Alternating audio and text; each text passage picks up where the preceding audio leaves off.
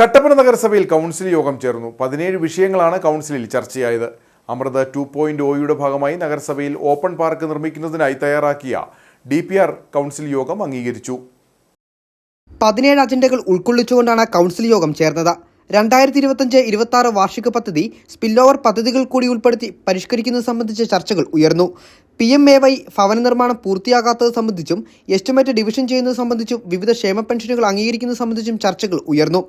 യോഗത്തിൽ തണലിടം പദ്ധതി പ്രകാരം നഗരസഭയിൽ ഓപ്പൺ പാർക്ക് നിർമ്മിക്കുന്നത് സംബന്ധിച്ച് തയ്യാറാക്കിയ DPR യോഗം അംഗീകരിച്ചു. കൗൺസിലിൽ ആകെ 17 അജണ്ടയാണ് ഉണ്ടായിരുന്നത്.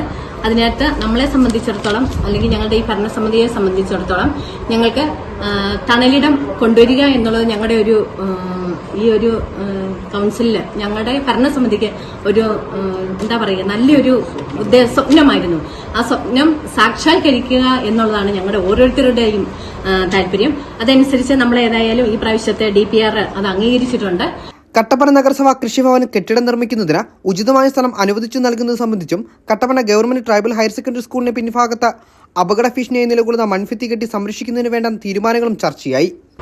അപ്പോൾ സ്മാർട്ട് കൃഷിഭവൻ പണിയുന്നതിന് വേണ്ടി ഗവൺമെന്റിൽ നിന്നും ഒരു 20 ലക്ഷം രൂപ കൂടി നൽകാം എന്ന് അറിയിച്ചിട്ടുണ്ട്.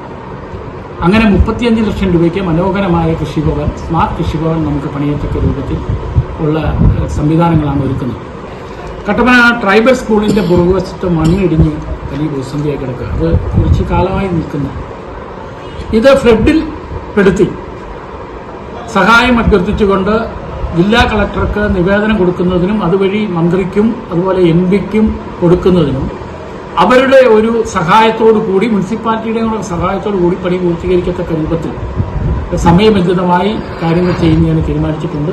കട്ടപ്പന പ്രൈവറ്റ് ബസ് സ്റ്റാൻഡിൽ KSRTCയുടെ മൈക്ക് അനൗൺസ്മെന്റ് നടത്തുന്നത് സംബന്ധിച്ച പരാതിക്കുമേലും ചർച്ചകൾ ഉയർന്നു. വിവിധ വിഷയങ്ങളിൽ പ്രതിപക്ഷം വിയോജിപ്പും പ്രകടിപ്പിച്ചു.